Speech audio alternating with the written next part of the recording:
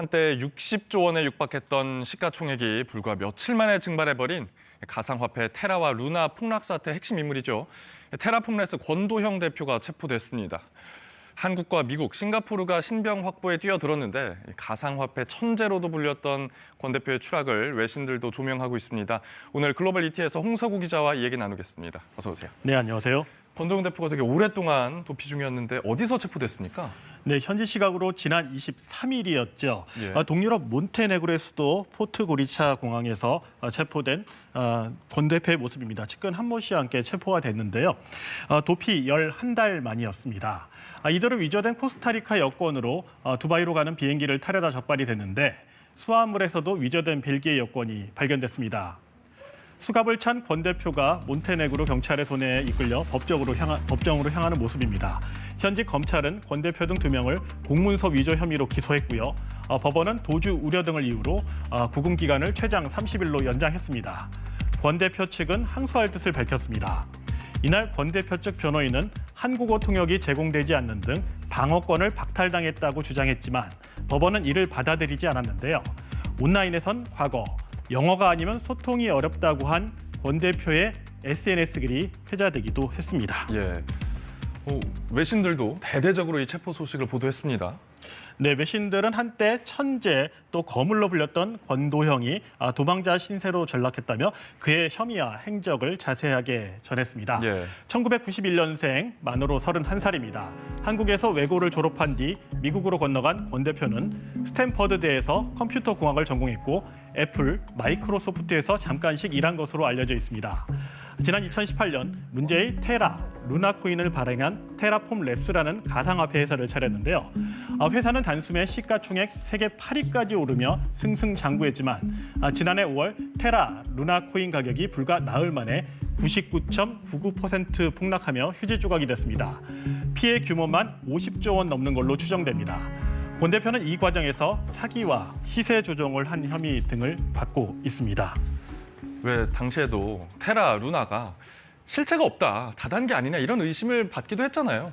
네, 설명을 드리자면 권 대표는 이 테라와 루나라는 이 2개의 가상화폐를 발행해 이제 투자자를 끌어모았는데요. 예. 먼저 테라코인입니다. 이 테라코인 한 개는 미국 돈 1달러에 이제 고정을 시켰는데요. 권 씨는 이 가치를 유지하기 위해 담보로 새로 가상화폐를 만들었습니다. 그게 바로 루나입니다. 네, 그러니까 코인을 담보로 또 다른 코인을 발행을 한 거죠. 네, 그렇게 되면 이제 테라를 권 대표의 테라폼랩스에 유치해 놓을 경우 연 20%에 달하는 고수익을 준다고 이제 제시를 했고요. 이 테라를 담보로 한 루나는 가상화폐 열풍을 타고 500원에서 10만 원 넘게까지 올랐습니다. 예. 그런데 감당할 수 없을 정도로 테라 매도 세력이 갑자기 나타나면서 둘이 동반 폭락을 해버린 겁니다. 권 대표는 미국에선 증권 사기 등 모두 8개 혐의가 적용돼 기소된 상태인데요. 뉴욕 검찰의 공소장엔 권 대표가 폭락 사태가 일어나기 1년 전 이미 시세 조정을 공모했다는 내용이 담겼습니다. 미국의 한 투자 회사가 테라를 대량으로 사들여 테라 가격을 1달러로 맞춰왔고요. 루나는 시세보다 훨씬 싸게 넘겨받아 큰 차익을 봤다고 적시를 했습니다.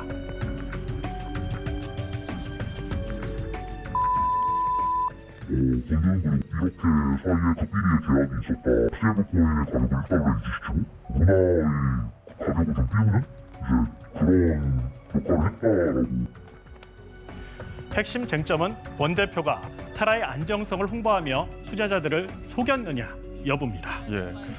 말씀하신 대로 미국에서도 수사 선상에 올라 있었는데 그러면 이제 체포가 됐습니다. 향후 송환 과정 같은 건 어떻게 되는 겁니까?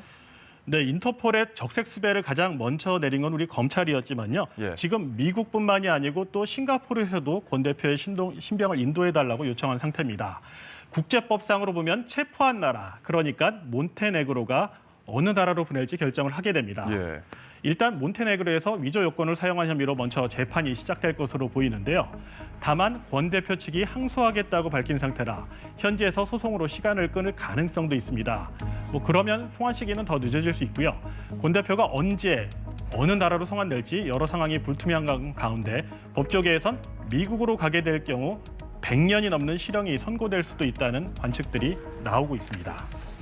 피해 금액이 50조 원에 육박한다고 말씀을 하셨는데 이 피해 금액을 돌려받기는 어렵다고 봐야겠죠. 네, 일단 피해 규모를 보면요. 테라, 루나에 투자했다 손해를 본 국내 투자자들은 약 28만 명 정도로 추산이 됩니다. 예. 그런데 이들이 돈을 돌려받기는 쉽지 않아 보입니다. 일단 국내로 송환될지 자체가 현재로서는 불투명한 상황이고요. 송환된다고 하더라도 우리나라는 가상화폐 투자를 규정하는 법률이 아직 없습니다. 일종의 투기로 보기 때문에 법적 보호를 받을 수 있는지 자체가 미지수죠. 권 대표는 몬테네그로에서 체포되기 전 11달 동안 최소 4개 나라를 돌며 수사망을 피해왔는데요. 해외 도피 생활을 하면서도 공개 행보를 이어왔습니다. 지난해 인터폴 적색 수배 직후 트위터를 통해 산책하고 쇼핑몰도 간다며 도주서를 부인했고요. 한 인터넷 방송에 출연해서는 진행자가 권 대표에게 감옥이 그렇게 나쁘지 않다고 말하자 권 대표는 알게 돼서 다행이라며 웃으며 말하기도 했습니다. 예, 오늘 여기까지 듣겠습니다. 고맙습니다.